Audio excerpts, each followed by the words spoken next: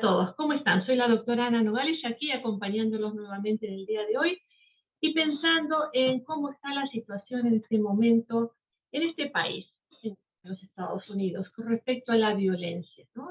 Estamos en enero, recién terminando el mes de enero, y fíjense ustedes que tenemos tantos episodios de violencia masiva que realmente aterrorizan. Ya van 41 episodios de violencia masiva en este país. 41. Los números son extraordinarios. Sabemos que ha aumentado la violencia terriblemente desde que comenzó la pandemia. La pandemia ha sido un factor determinante en cuanto al aumento de la violencia. Han habido el año pasado 647 actos de violencia masiva, de masacres, en el 2022. 647. Los números son terribles porque estamos en presencia de tantas muertes, de tantas pérdidas de vida que podrían ser evitadas, que no tendrían por qué ocurrir. Muertes de niños, de jóvenes, adultos, personas mayores. Es difícil poder encontrarle un razonamiento lógico a todo lo que está ocurriendo.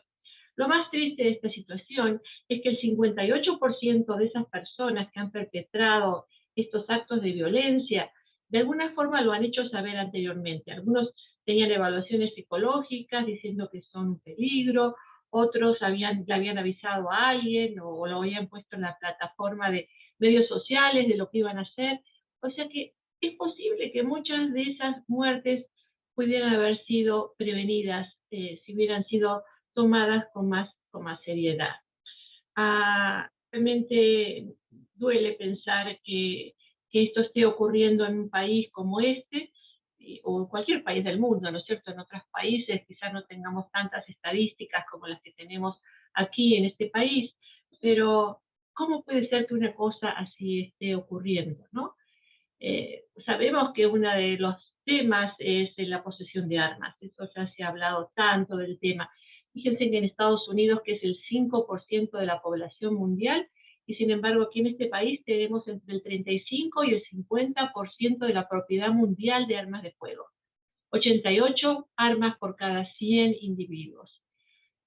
La presencia de armas de fuego en el hogar es un peligro, ¿no? Porque muchas personas dicen, no, la tengo cuidada, la tengo bajo una cajita, viene cerradita, no pasa nada, pero sin embargo, esas mismas armas de fuego en el hogar han constituido un terrible problema para la familia. Han fallecido varias personas. Fíjense que 8 niños mueren por día por causa de tener armas en el hogar. Por eso les digo todo. Entonces no podemos decir que tener armas en la casa bien guardaditas, entonces eso no es un problema. Claro que es un problema para todos. No existe esa cuestión de la seguridad de armas. Y bueno, mucha gente piensa que es necesario tener armas en el hogar para protección, si algo pasa, si algo ocurre. Pero, ¿usted piensa acaso que es necesario que hayan armas de fuego de alto calibre o ametralladoras en el hogar para protegerse? Me parece que estamos hablando de temas muy, muy diferentes, ¿no?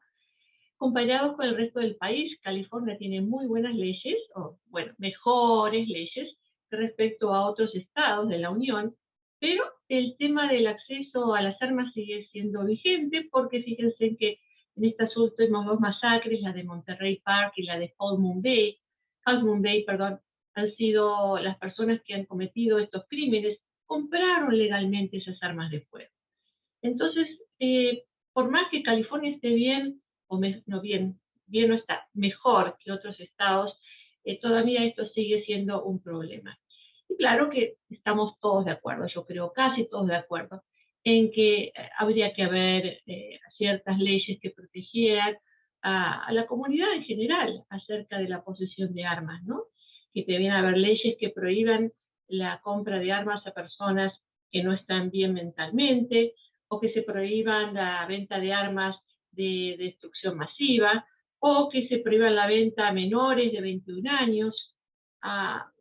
Es casi como lo más básico, ¿no? Lo mínimo que se puede hacer.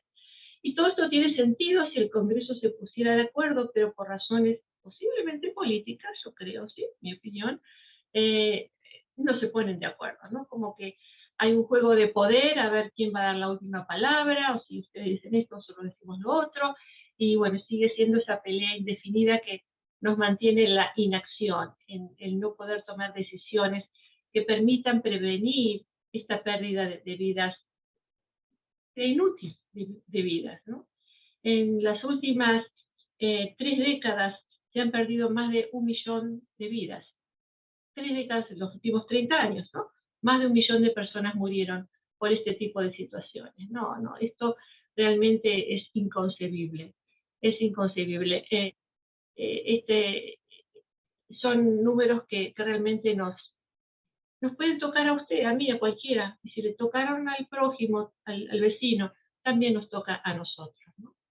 Y entonces, ¿a quién le echamos la culpa de todo esto que está ocurriendo? ¿Se lo echamos a la pandemia? ¿Se lo echamos al gobierno que no puede tomar decisiones que sean para el beneficio del público, para la seguridad personal, o sea, los pleitos entre los partidos?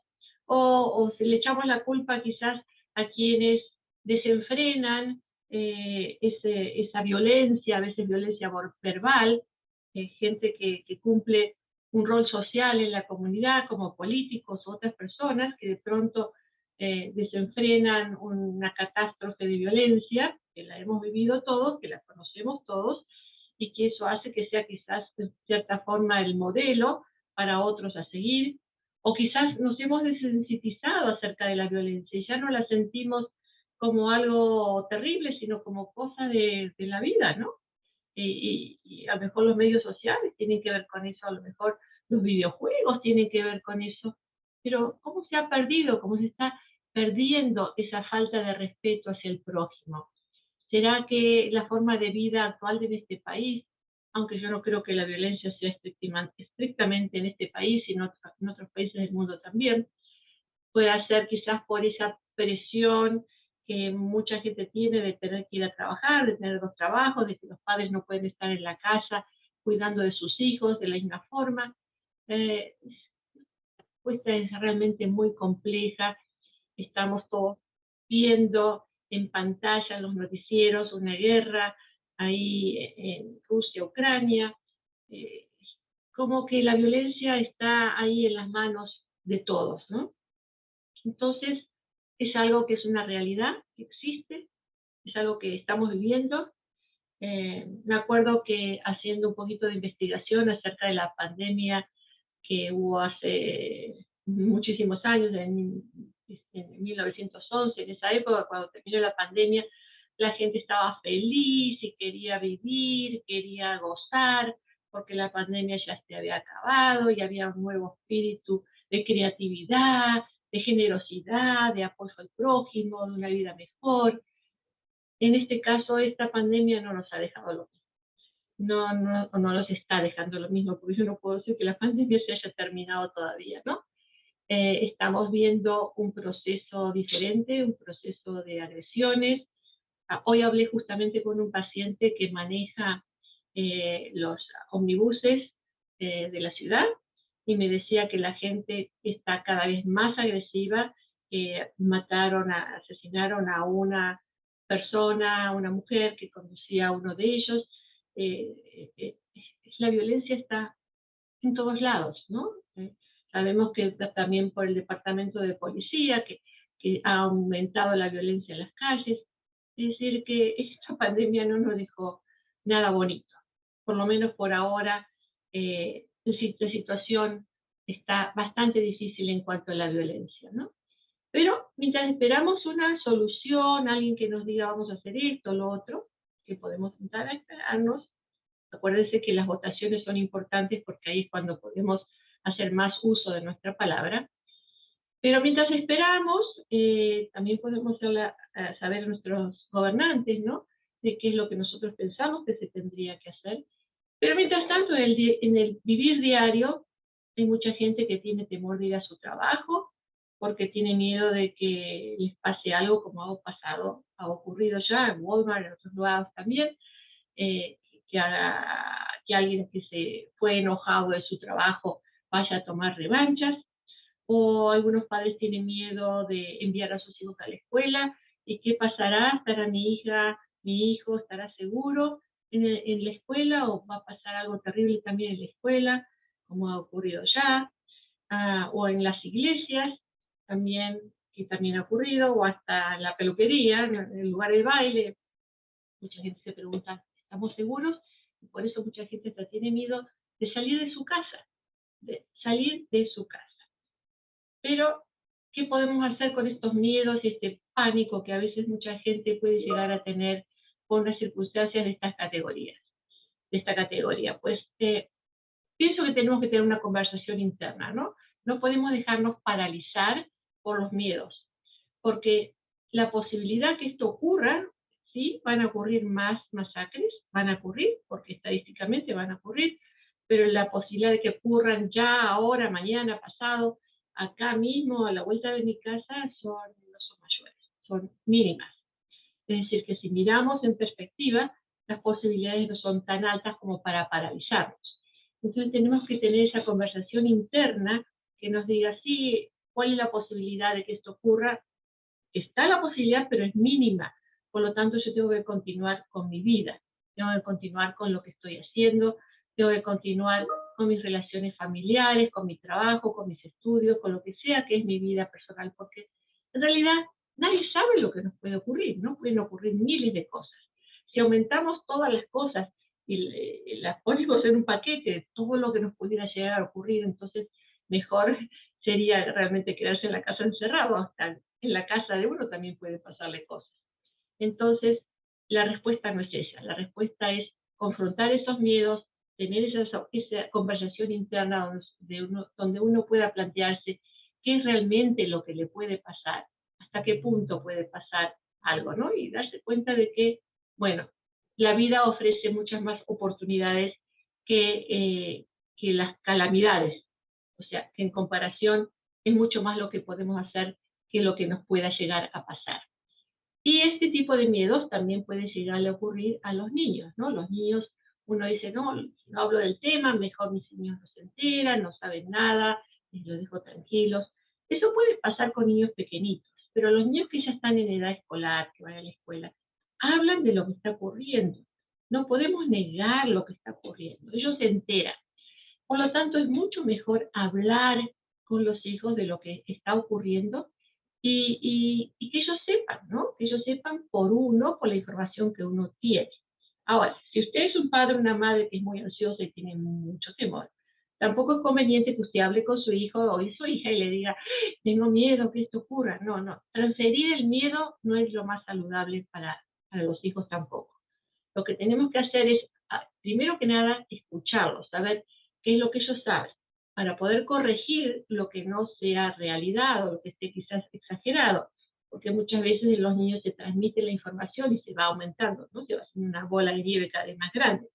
Entonces, escuchar cuáles son los temores, qué es lo que están viviendo ellos y poder corregir lo que no sea correcto.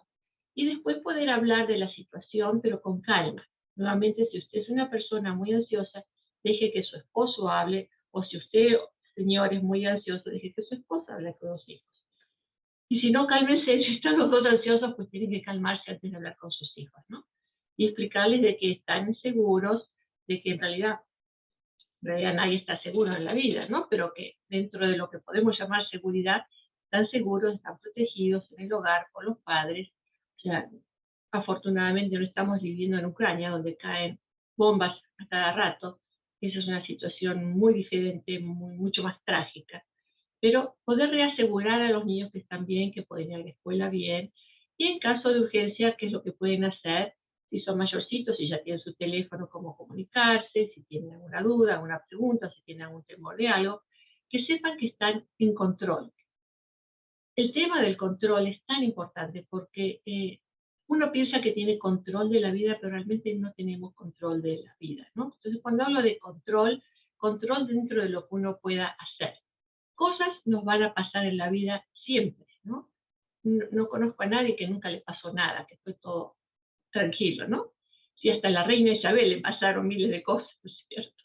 quizás sea un mal ejemplo, pero lo que quiero decir es que a todos nos pasan cosas en la vida, no tenemos control total de nuestra vida. Lo que tenemos el control es de lo que podemos hacer, de cuáles son nuestras respuestas, de cómo podemos conversar interiormente con nosotros mismos para calmarnos, de qué podemos hacer para relajarnos, de qué podemos hacer para dormir mejor, de a quién podemos llamar si tenemos dudas o si no nos sentimos bien, quién es nuestro apoyo, saber que podemos hacer lo mejor dentro de las circunstancias que se nos han dado. Podemos tener control de nuestras emociones, podemos tener control de nuestras reacciones. Y si sentimos que no tenemos control, que la situación es mucho más severa de lo que podemos manejar, también están los terapistas, los psicólogos, para que le puedan ayudar, también hay medicinas que pueden ayudar si uno está fuera de control. Tener un trauma no es nada agradable. Tener un trauma es algo que tiene que ser tratado. Si usted está viviendo un trauma, pues busque ayuda, porque no está bien vivir en trauma. No está bien ni para usted ni para las personas que lo rodean, porque todos sufren cuando hay un trauma. Así que buscar ayuda es sumamente importante. Pero también tener un cierto control de las noticias que le llegan a uno, ¿no? Porque por un lado es importante estar bien informado de lo que está ocurriendo, necesitamos saber lo que ocurre alrededor nuestro para saber qué esperar, pero también no podemos invadirnos con imágenes continuas de lo que está ocurriendo. Por ejemplo, con lo que ha pasado últimamente acá en Monterrey Park, que sería lo más local, ¿no? Si miramos noticieros, continuamente nos muestran imágenes de gente llorando, de gente viviendo esa tragedia tan terrible. Y bueno, realmente lo siento mucho, muchísimo, la tragedia, principalmente para las personas que han perdido un ser querido, es muy lógico. Pero si uno es una persona sensible y se pasa horas mirando, o gran parte del tiempo mirando lo que ocurrió, la tragedia, la gente, eso lo envuelve a uno dentro del trauma.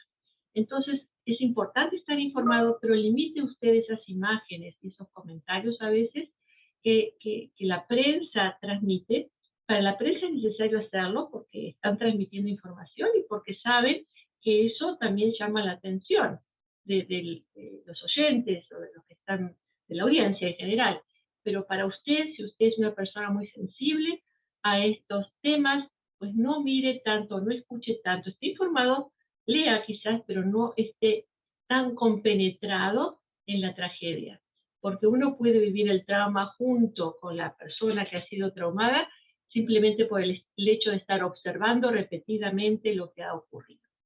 Entonces es importante que nos cuidemos, es importante estar bien, nosotros como adultos, es importante estar bien con los niños, es importante hablar del tema. Cuando uno no habla del tema, cuando uno lo evita, ese dolor, ese trauma sigue repitiéndose internamente. Y al hacer eso no se resuelve. Uno piensa que puede guardar ciertas cosas que le pasan a uno y hacer como que no existen, pero no, el trauma es importantísimo poder hablarlo y poder desmesurarlo y poder trabajarlo para que no nos afecte, o por lo menos que no nos afecte tanto. Lo mismo con los niños. Así que no hablar del tema con los niños es un mensaje para los niños. Y los niños, cuando los padres no quieren hablar de un tema tan importante, lo que entienden es que es tan temerosa la situación que ni mi mamá ni mi papá quieren hablar de eso porque están aterrados. Y si mi mamá y mi papá están aterrados, yo estoy más aterrada todavía, o aterrado, ¿sí? Así que con todo esto les quiero decir que si bien hay cosas terribles que están ocurriendo en este país y en el mundo, podemos también pensar qué es lo que podemos hacer para nosotros mismos, qué es lo que podemos hacer para nuestros hijos, nuestros nietos, para la comunidad, para estar bien y protegernos y tener una mejor vida. ¿Cierto? Los espero la próxima semana en Aquí. Buena vida.